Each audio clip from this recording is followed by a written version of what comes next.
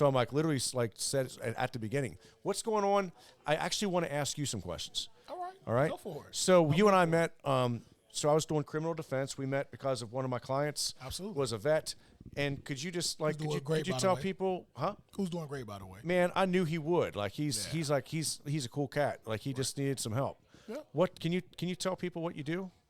Well, currently, I'm an outreach specialist. I work with incarcerated veterans, and what we do is we're an employment-based program. You know, we help veterans get back on their feet, find a job, if they need for housing or any natural need that they would need to survive, i.e. employment, housing. If they have any substance abuse, mental issues, anything like that, we outsource them for that. Yep. What's the biggest challenge for that? Like, what's the thing that you have the most difficulty meeting the need of? Dealing with a lot of these guys in criminal backgrounds, finding employers that want to give them a second chance. You know, when you see somebody first time, your first introduction to people is on paper.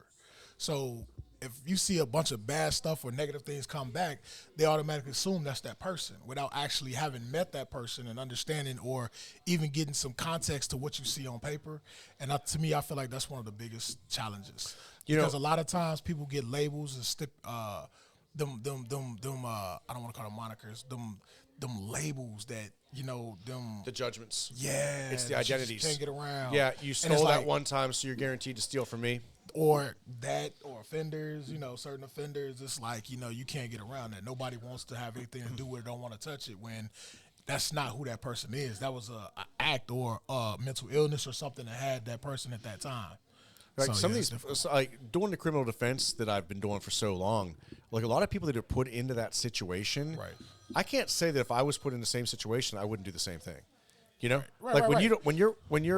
When you get so down and there's so many things going wrong in your life, right? It's just like the justification, because you're already doing things that are against the grain of society anyway, and so it's like as you wear down those barriers. And our society doesn't have a whole lot of bumpers. Like it's really incredible. I think the way the system is set up now is for selfishness. It's no more, I make it, I pull you with me, or right. You continue keep that loyalty to the people right. that grew up with you, and so on and so forth. So now it's all about I'm gonna do for self and leave everybody else behind. So therefore, there is none of that closeness that once it used to be.